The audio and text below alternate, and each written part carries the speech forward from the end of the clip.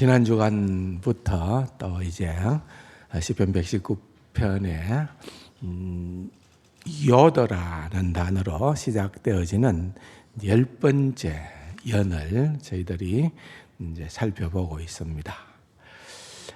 시편 119편의 밑바탕에 이렇게 뭐라 그럴까요? 흐르는 그런 어떤 주제가 있다면은 뭐라고 그랬습니까? 기억이 나세요?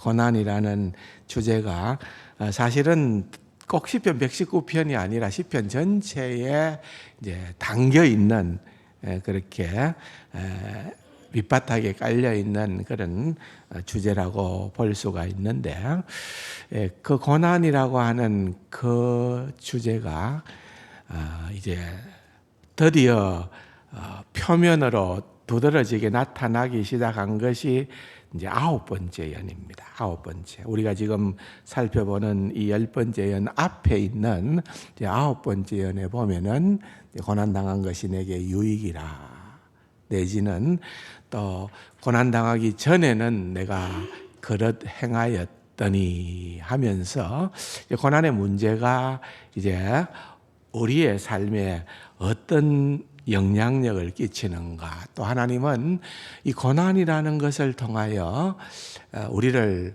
어떻게 빚어가시기를 원하시는가 하는 그런 귀한 주제들을 보여주고 있습니다. 이어지는 이 고난의 주제가 10번째 연인 이 오늘 살펴보는 이 내용에도 잘 담겨 있는데, 그래서 지난 주일날 그 일부를 또 말씀을 여러분들과 나누기도 했습니다. 고난이라는 것, 고난이 주는 그 유익이 과연 무엇인가 하는 것, 그러면서 이제 그런 어떤 큰 그림을 가지고 한 절 한 절씩 우리의 눈길을 본문의 말씀에다가 고정을 시키면은 첫 번째 73절에 보면은 주의 손이 나를 만들고 세워사오니, 다시 말하면은 우리는 피조물에 불과하다는 거죠. 피조물에. 여러분, 이거 굉장히 단순하지만은 믿는 이들이 아니면은 이 고백이 잘 안 나옵니다. 하나님은 창조주여, 우리는 그의 피조물이다.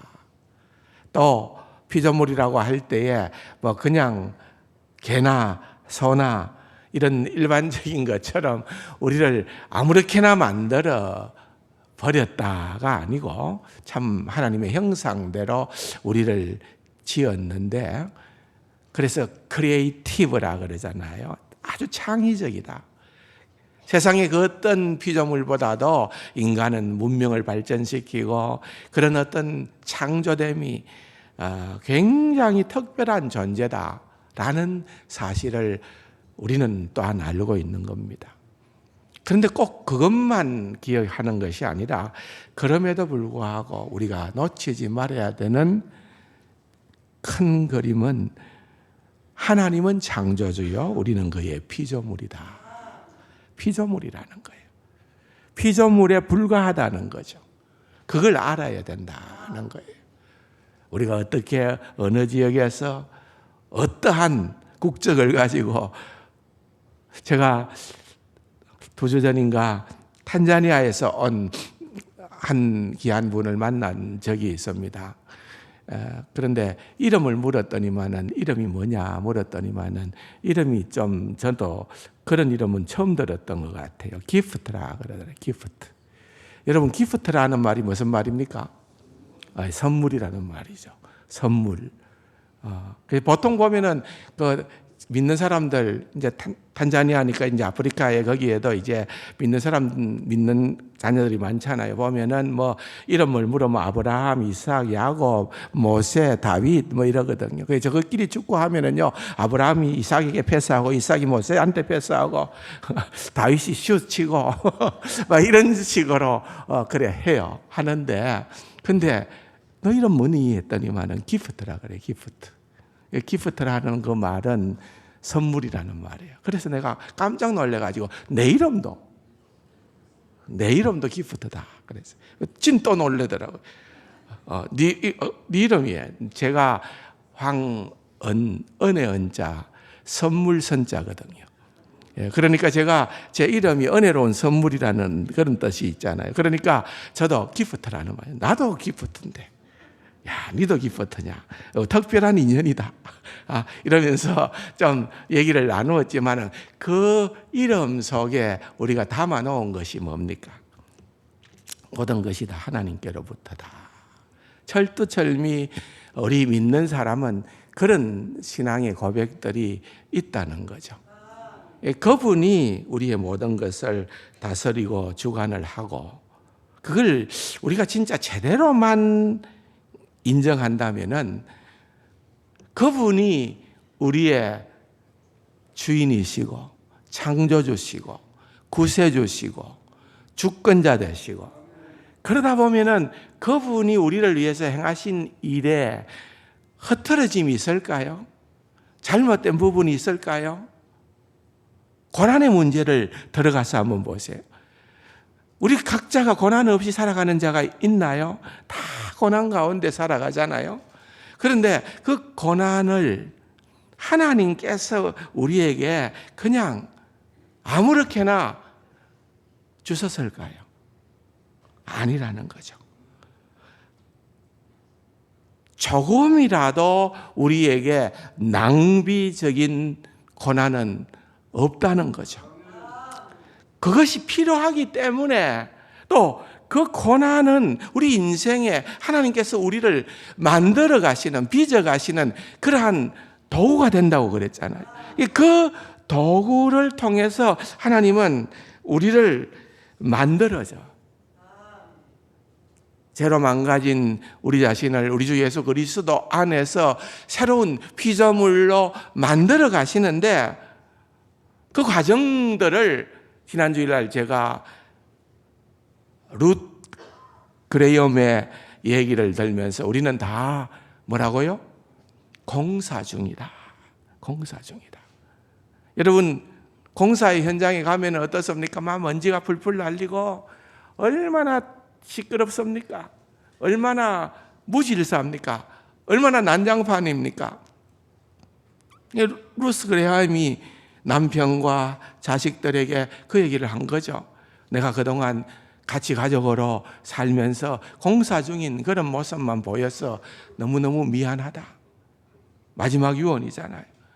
그런데 이제는 내가 공사 끝이다. 공사 끝이다는 말은 이제는 죽음의 순간이 왔고 이 죽음의 순간을 넘어서면은 우리는 파멸이나 우리는 허무가 있는 것이 아니라 우리는 그동안 그렇게 안타까웠던 그런 공사 중이 다 완성이 되어지는. 우리는 공사 끝이라는 거예요. 이제는 모든 것이 다 완성이 되어지는 그러한 하나님의 백성이다. 아무리 보아도 그거보다 더 멋진 유언은 없을 거다. 그렇게도 말씀을 드렸죠. 여러분 그것이 바로 우리의 인생이더라 그것입니다. 사도 바울이 에베소서 2장 10절에서 뭐라고 얘기를 합니까? 우리는 그가 만드신 바라. 우리는 그가 만드신 바라. 그리스도 예수 안에서 선한 일을 위해 지으심을 받은 자다. 그랬습니다. 우리 모두는 하나님이 만드신 바요 그리스도 예수 안에서 선하심을 위하여 지음을 받은 자들이다. 그렇게 얘기를 하는 것입니다. 그러므로 우리는 하나님이 우리를 만드셨다는 이 사실을 놓쳐서는 안 돼요. 그래서 73절에 계속해서 뭐라고 얘기합니까? 주의 손이 나를 만드셨고 세워서 사오니 내가 이거 자꾸 잊어버립니다. 내가 이거 자꾸 놓칩니다. 내 존재가 어떤 위치인지를 놓쳐버리니까 내가 깨닫게 하여 달라는 거죠. 내가 주님 앞에 어떤 존재인가를 깨달아 알게 하여 주십시오. 여러분, 이것은 굉장한 진리입니다. 내가 누군지를 아는다는 것. 여러분, 이것보다 행복할 수가 있을까요? 내가 그리스도 예수 안에서 내 존재가 어떤 존재인가를 확실하게 알 수만 있다면은 결국은 하나님께서 우리를 빚어가시는 과정 가운데 있고, 이 73절에서부터 80절까지 얘기하고자 하는 그 내용은 무엇인가 하면은 고난을 통하여 하나님께서 결국은 우리를 완성시켜 주신다는 거예요. 하나님의 완성. 그런 시인의 자기 인식이 드러나는 것이 바로 73절이에요. 그리고 난 다음에 75절에 보면은 시인은 이 고난에 대한 자신의 태도를 정확하게 보여주고 있습니다.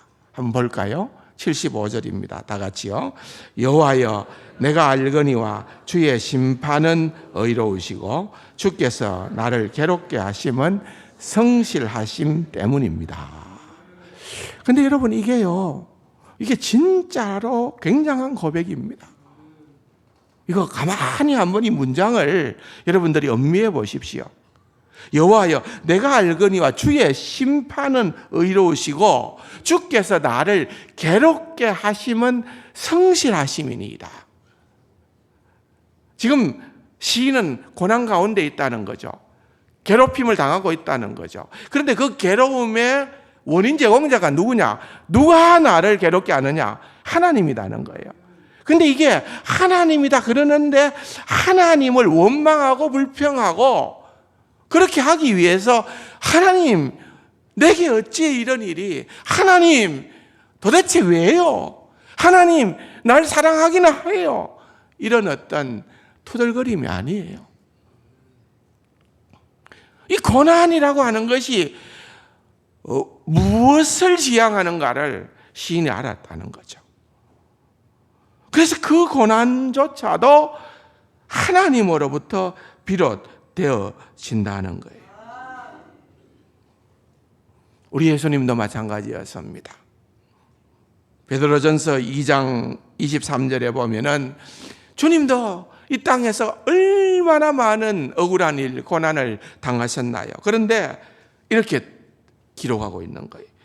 욕을 당하시되 맞대어 욕하지 아니하시고 고난을 당하시되 위협하지 아니하시고 오직 공의로 심판하시는 이에게, 누구죠? 공의로 심판하시는 이는 하나님이죠. 하나님께 부탁했다. 왜? 예수님이 능력이 없을까요? 아니라는 거죠. 예수님은 무엇이든지 다 하실 수 있습니다. 그럼에도 불구하고 그가 당하는 고난, 억울한 일을 만나게 될 때에 그것을 자기 스스로 푸는 것이 아니라 아버지 하나님께 다 부탁하고 맡기는 거예요. 그래서 로마의 법정에서나 유대인의 공의 앞에서나 어떤 때든지 그 판결에 맞서는 대신에 공의로 심판하시는 하나님께 자신을 의탁했다는 거죠. 그래서 이런 주님의 모습을 가까이에서 지켜보았던 수지자였던 베드로는 초대교회 400년 동안 초대교회 1세기 성도들을 향하여서 권면을 합니다. 그리스도께서 이렇게 하신 것을 생각함으로 견디고 참으라 그랬습니다. 그리스도를 생각해라는 거죠. 그리스도께서 어떻게 견디고 참았는 것을 생각하고 그리스도인 된 우리들도 참고 견뎌야 된다. 이게 1세기 그리스도인들의 바로 아비투스였습니다. 행동 양식이었단 말이에요. 특징이었단 말이에요. 여러분, 지금은 우리는 그리스도인 하면 무엇을 떠올렸는지 모르겠습니다만은 1세기 한 400년 동안 그리스도인들이라고 하면은 당장에 떠오르는 생각은 참는 자 그 말이에요. 참는 자. 죽기까지 참는 자.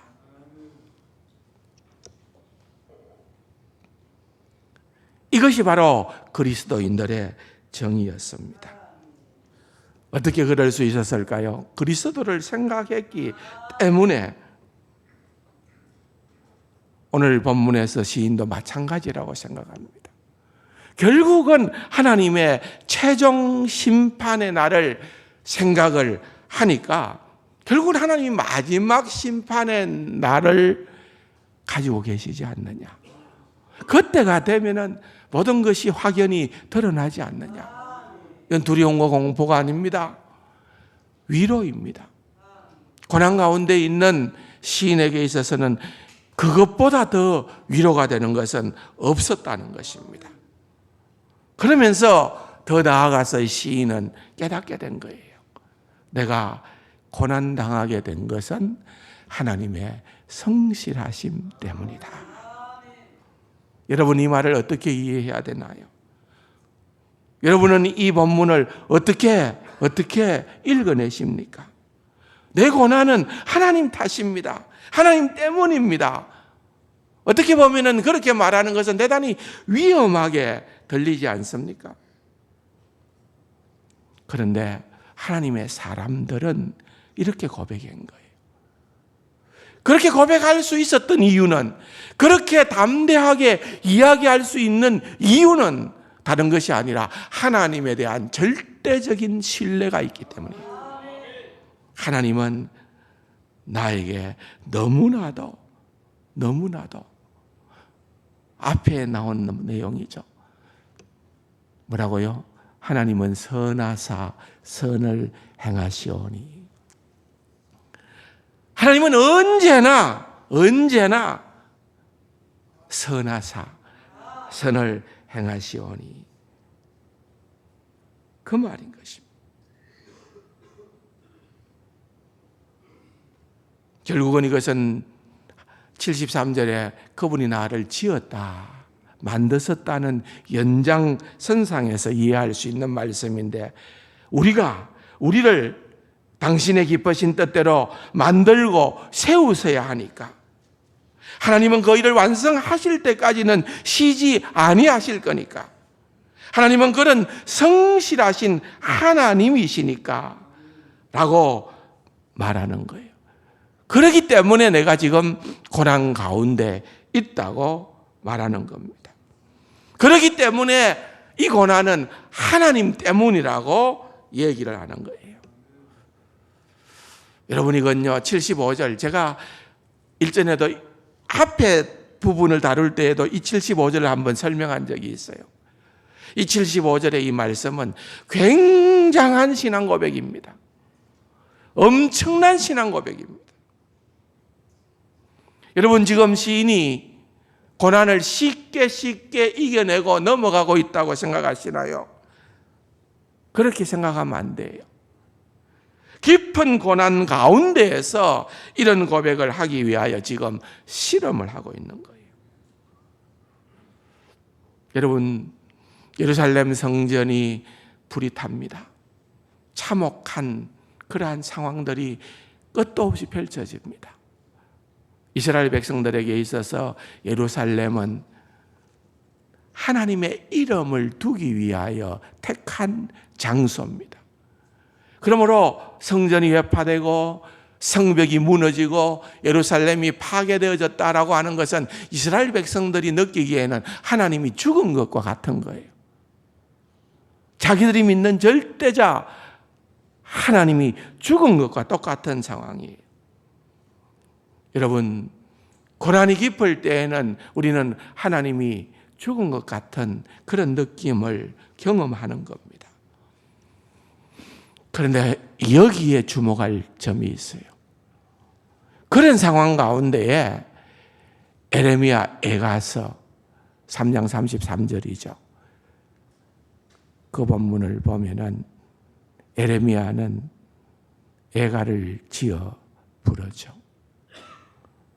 주께서 인생을 고생하며 근심하게 하심은 본심이 아니시로다. 하나님이 절대적으로 선하시다는 거죠. 하나님은 절대적으로 성실하시다 그 말이죠. 지금 내가 경험하고 있는, 내가 직면한 이 형편은 설명이 필요 없는, 말할 수 없는 그런 어려움이지만은 에레미야는 그것을 해석하는 거죠. 지금 우리가 이렇게 고생하게 되는 것은 하나님의 본심이 아니다. 하나님의 특별한 의도함이 있다. 우리를 향한 하나님의 놀라운 계획이 있다. 그렇게 얘기하는 거예요.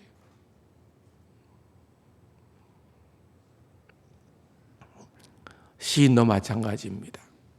신자들의 고난을 대하는 태도는 이런 거다. 본문이 가르치는 거죠. 그런데 자세히 보면은 한 걸음 더 나아갑니다. 76절과 77절에 보면은 구하오니 주의 종에게 말씀하신 대로, 잘 보세요. 주의 종에게 하신 말씀대로 주의 인자하심이 내게 위안이 되게 하시며 주의 긍휼이 여기심이 내게 임하사 내가 살게 하소서. 주의 법은 나의 즐거움입니다. 고난 가운데에서 여러분, 시인은 무엇을 주목하는가 하면은 하나님의 하나님의 인자하심을 붙드는 거예요. 하나님의 헤세드죠. 이거 진짜인 거예요.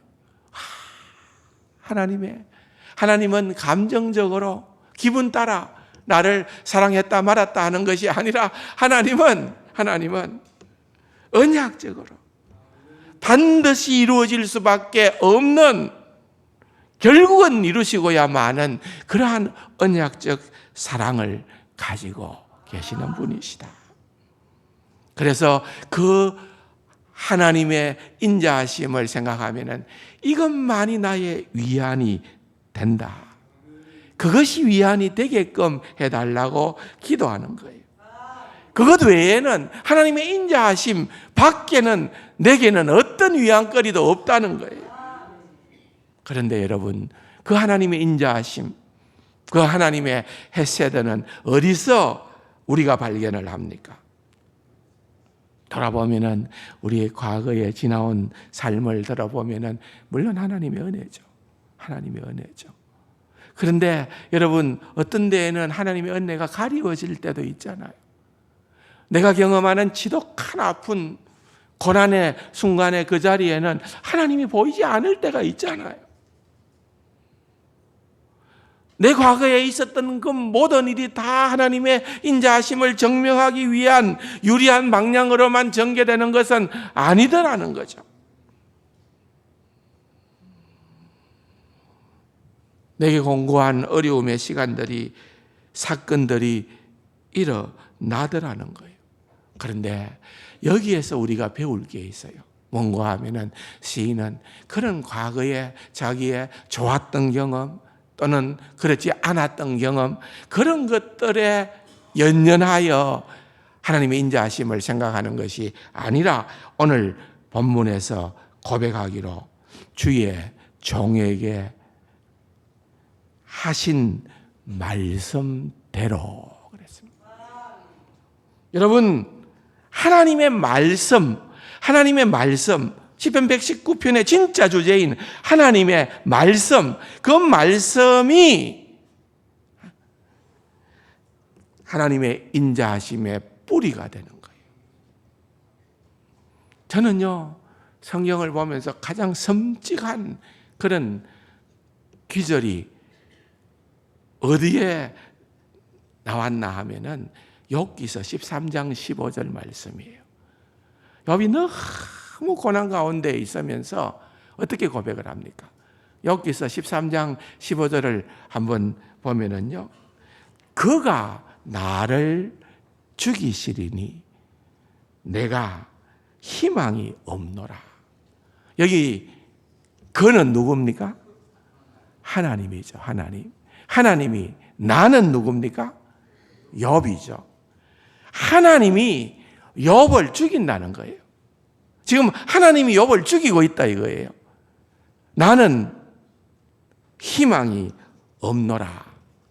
근데 이 표현보다 사실은 그 옛날 성경, 우리가 가지고 있는 지금 번역보다 개역 개정역의 번역이 저는 더 좋더라고요. 그 번역은 어떻게 되어 있는가 하면은, 그가 나를 죽이실지라도, 그가 나를 죽이실지라도, 하나님이 나를 죽이실지라도 나는 그를, 하나님을 의뢰하리니, 그렇게 되어 있어요. 여러분, 같은 의미이지만은 이 말이 의미하는 바가 뭔지 아시겠습니까? 욥은 지금 하나님이 자기를 죽이는 것처럼 느끼는 거예요. 사실 그렇죠. 욥이 무슨 소망이 있습니까? 그가 지금 당하고 있는 그 고난은 그야말로 죽은 것을 방불하는, 세상의 어떤 즐거움도 다 사라져버리고만 아무것도 없죠. 그래서 오히려 욥은 하나님을 향하여 하나님 나를 죽여달라고 그렇게 애원하는 거예요. 그런데 그러면서도 욥은 하나님을 원망하는 것이 아니라, 그가 나를 죽이실지라도 나는 그분을 의뢰하겠다. 나는 하나님을 신뢰하겠다. 야, 여러분, 저는 아무리 성경을 읽고 또 읽고 또 읽어보아도 성경에 이보다 더 강한 믿음의 표현을 발견하지를 못했습니다. 그렇지 않을까요? 그가 나를 죽일지라도 나는 내 뜻대로 이루어지지 않는데, 에이, 때려치우자. 에이, 내가 뭐 하려고 신앙생활해. 에이, 그런 하나님 나 안 믿어. 그게 아니라 나는 하나님을 신뢰하리니.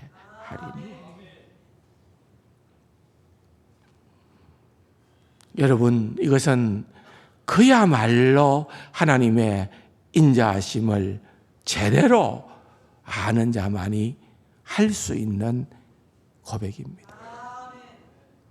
시인의 고백과 똑같은 고백이에요. 믿음의 사람들은 이렇게 되는 거예요. 켈빈은 또 이렇게 얘기를 합니다. 하나님은 왼손으로는 성도들의 고난을 허락하시면서 오른손으로는 성도를 감싸 안으신다. 여러분, 이게 놀라운 거예요. 우리는 이거밖에 몰라요. 왼손으로 고난을 허락하는 그것밖에 안 보이는 거예요. 그런데 오른손도 있어요.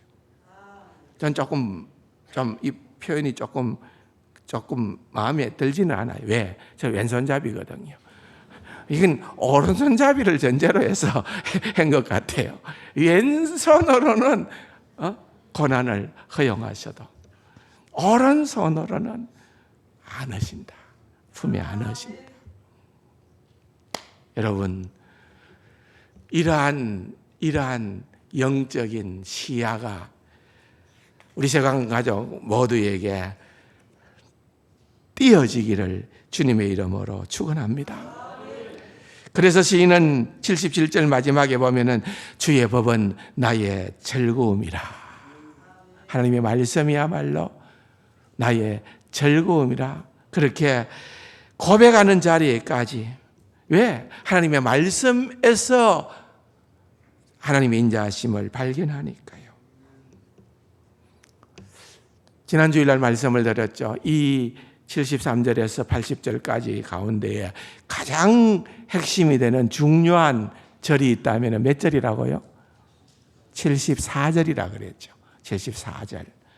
74절 다시 한번 볼까요? 주를 경외하는 자들이 나를 보고 기뻐하는 것은 내가 주의 말씀을 바라는 까닭이니이다. 여러분, 제일 중요한 부분이에요. 시인이 드디어 주변을 바라보기 시작해요. 힘들 때는 주변을 바라볼 여유가 없잖아요. 근데 주변을 바라봤는데 주변을 바라보니까 누가 보이는 거예요? 63절 이하에 보니까 이제 주변에 주를 사탄은 공격을 하죠. 네 혼자 뿌이다. 아니야. 주를 경외하는 자들이 그 곁에 보이기 시작하는 거죠. 근데 자기를 보고 기뻐한대요. 어떤 자기를 보고? 고난받는 자기를 보고. 여러분, 네 샘통이다. 네 잘난 체 하더니만은 샘통이다. 그렇게 기뻐한다는 말일까요? 그 말이 아니에요. 고난당하는 자신을 보면서 하늘의 기쁨을 누리고 있다는 거예요. 왜 그럴 수 있느냐? 왜 그럴 수 있느냐는 거예요. 그것은 다른 것이 아니라 74절 하반절에 내가 주의 말씀을 바라는 까닭이니이다. 고난 가운데에서 내가 하는 행동은 원망이나 불평이나 짜증이나 또한 의지할 사람을 보거나 피난처를 찾거나 그것이 아니라 내가 주의 말씀이 하나님의 인자하심이다 라고 하는 사실을 깨달아 알게 되어져서 주의 말씀을 붙드는 거예요. 그걸 보니까 주를 경외하는 사람들이 너무 좋은 거예요. 우리도 저렇게 해야겠구나. 우리도 저렇게 해야 되겠구나. 끝까지 어떠한 경우에도 하나님의 말씀을 붙들어야 되겠구나. 그렇게 발부둥치고 있는 그 모습을 보는 거예요. 여러분, 고난 가운데에서 그러한 삶을 보여주세요. 아멘이 없네요. 진짜 아멘 안 해요. 그렇게 할 때에 연약한 자들이나 주변에 있는 성도들이 우리를 보면서 용기를 가지는 거예요. 나도 저래야지. 나도 저래야지. 하나님의 방법입니다. 하나님께서 때로는 고난 가운데 처해 있는 나를 그렇게 말씀으로 다시금 세워주시는 것도 하지만은 그렇게 말씀으로 세워주는 우리 자신을 통하여 다른 사람들을 가르친다 그 말이에요. 그게 하나님께서 하시는 일입니다. 어떻게 보면은 그건 하나도 우리가 너무너무 추구하는 것은 아니에요. 아무도 없어요, 그런 사람은. 고난이 좋다고 나는 웰컴 투 고난 이렇게 환영하는 사람은 없을 거예요. 그러나 고난을 통하여 하나님께서 놀라운 일들을 이루어 가신다는 것, 그 비밀이 있다는 걸 믿으시기 바랍니다. 그 비밀을 다음 주일날 또 말씀드릴게요. 진짜 비밀은 다음 주에 나옵니다. 그렇게 아시고 이 말씀을 여러분들이 잘 새기셔서 마음판에 담으시고 주님 안에서 고난을 멋있게 활용하는 귀하고 복된 우리 세관 가족들이 다 될 수 있기를 주님의 이름으로 축원합니다. 좋으신 아버지 하나님 감사합니다. 오늘 우리에게 주신 최고의 말씀, 시편의 말씀을 생각하며 묵상하며 함께 나누며 시인이 누렸던 그러한 믿음의 간격을 우리도 동일하게 누리고 증거하는, 고난을 어떻게 활용할 수 있는 그 놀라운 은혜를, 하나님의 인자하심을 우리에게 허락하여 주옵소서. 존귀하신 예수님의 이름으로 감사기도 드립니다. 아멘.